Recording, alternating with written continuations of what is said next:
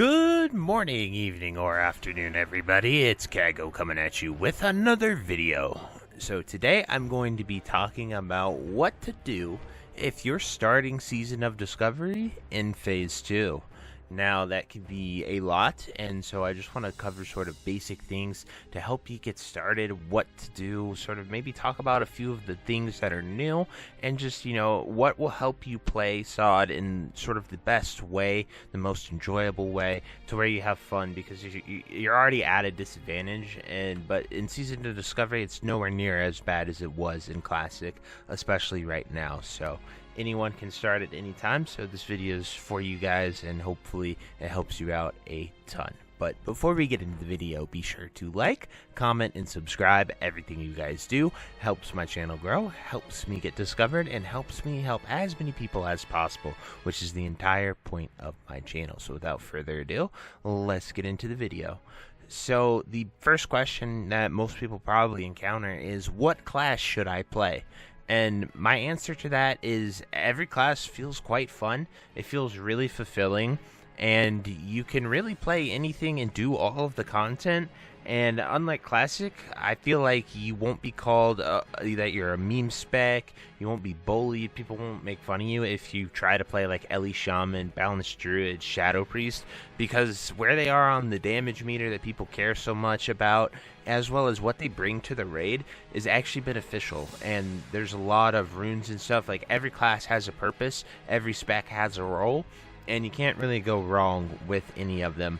Yes, some are going to be more desired than others. That is just the nature of World of Warcraft. Some classes just bring things that are way better and a must-have.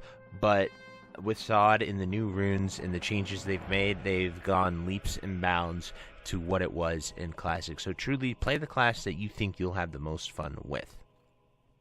The next tip I have is obviously start leveling up your character and get the runes as you level up. It makes it a lot easier for just the experience as a whole.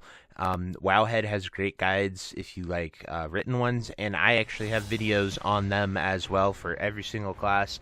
As you can see by my character screen here, I have every single class to level 25 at least. Phase 2 just launched, so we're working on getting them up there to 40. But getting the runes as you go are very, very huge, and just sort of know what spec and build you want to go into it, and focus runes that are for that spec. Like an example, Druid got 6 new runes in this phase, and it's 2 for each: 2 for Feral, 2 for Balance, 2 for Resto.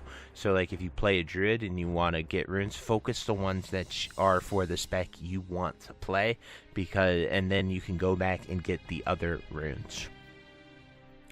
While next we're going to talk about professions, and while professions are huge in the end game, they can be pretty much anything you want while leveling. I would use them to make as much gold as possible, because you're going to need it, especially because like we all played at level 25 for months. I had enough time to level every single class in the game, and while 1 to 25 is not too hard, we had 3 months of that. So the first month was discovering and leveling, and then 2 months of just sitting there earning wealth, acquiring things, preparing for the next phase. So a lot of people have a ton of gold, and so I would recommend that you go into leveling with tailoring and enchanting. That's always a great combo.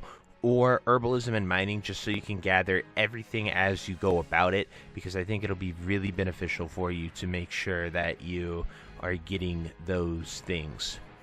And then next, I want to talk about the economy as a whole. And so because of what I mentioned, people being able to sit there, the economy is incredibly inflated from what you're used to at level 25 or 40 in normal Classic World of Warcraft.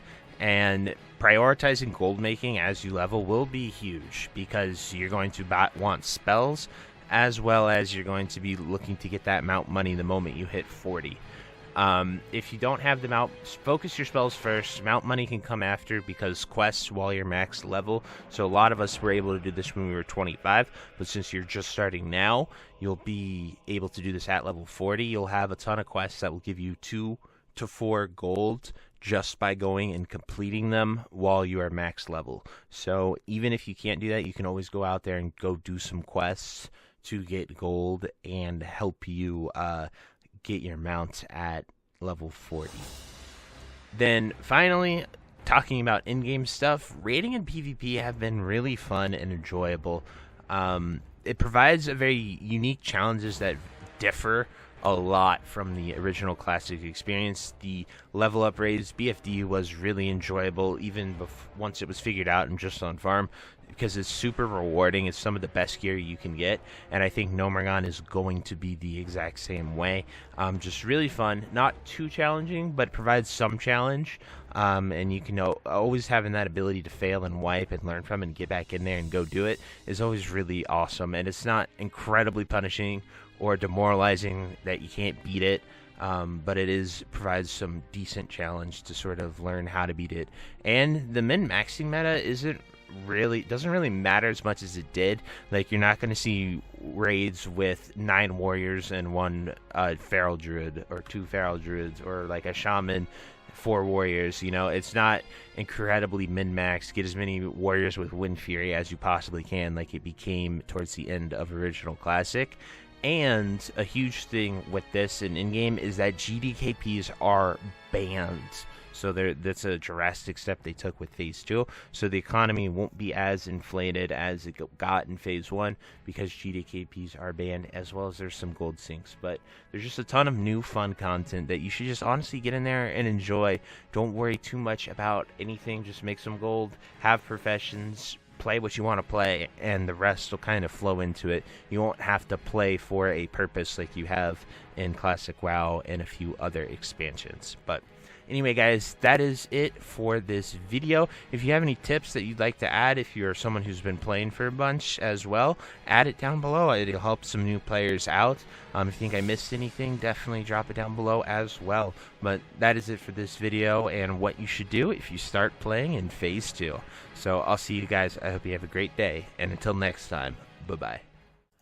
If you made it to the end of this video, thank you so much for watching. It truly means a lot to me. If you happen to find anyone that you know would also benefit from watching this video, please share it with them. It helps me out a ton and allows me to keep doing what I love every single day, and that is gaming and sort of helping people any way that I can. So finally, thank you so much, and I hope you have a fantastic day. Goodbye.